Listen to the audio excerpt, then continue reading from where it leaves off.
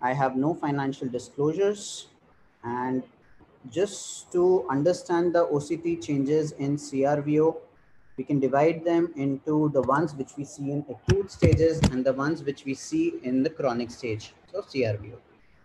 So in acute stages of CRVO, we see hyperreflective foci, PAM lesions, prominent middle limiting membrane, intraretinal fluid, and subretinal fluid. In chronic stages of the disease, we see vitreomacular traction, ERM, presence of drill, loss of integrity or continuation in integrity of outer retinal layers, and other degenerative changes. So let's go over one by one. First of all, PAM. PAM or paracentral acute middle maculopathy. These are characteristic lesions involving the inner nuclear layer. This develops in response to ischemia of deep and intermediate capillary plexus. They are seen in non-ischemic variant of CRVO, and subsequently they atrophy. Once this lesion resolves, there is an atrophy at the level of inner nuclear layer, which can cause or give rise to persistent scotoma.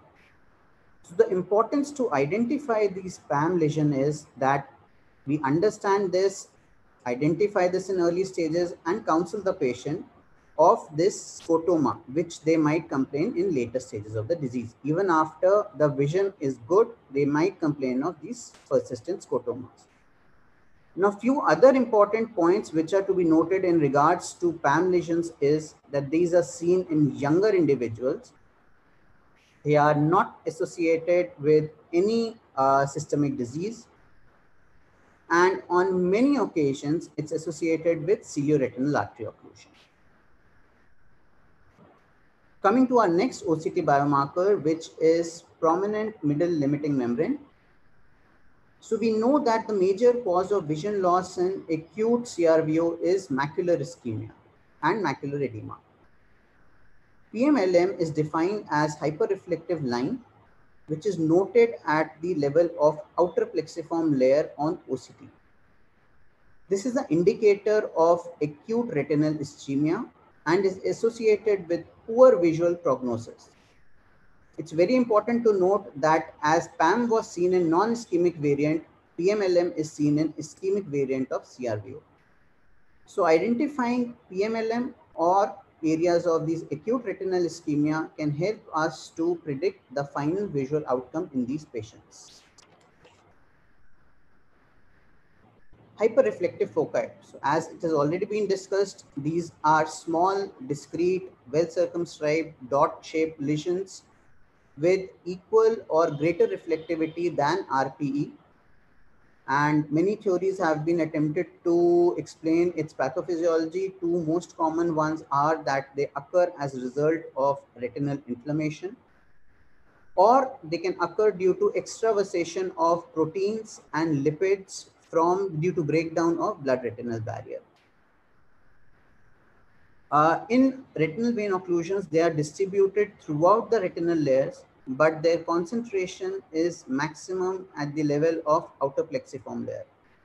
And they are also regarded as precursor or initial formations for hard exudates.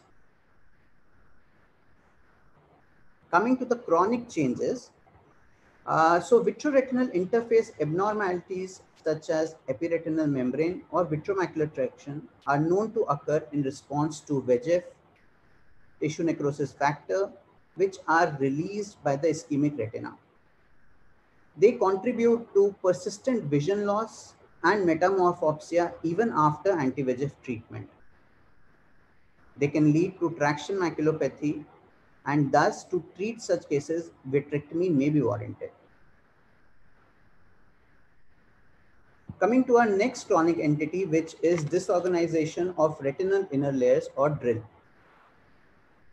DRIL is defined as loss of demarcation between ganglion cell layer, inner plexiform layer, inner nuclear layer, and outer plexiform layer. So inner four layers, there's a loss of demarcation in that.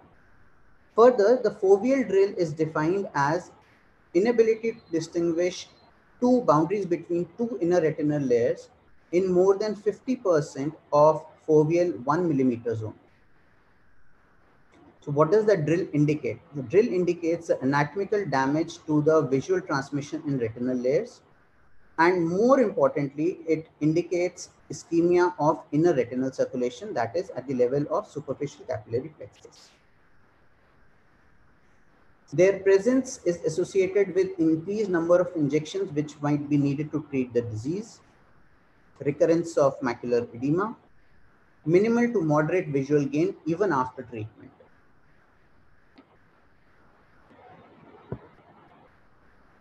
Integrity of outer retinal layers or the photoreceptors.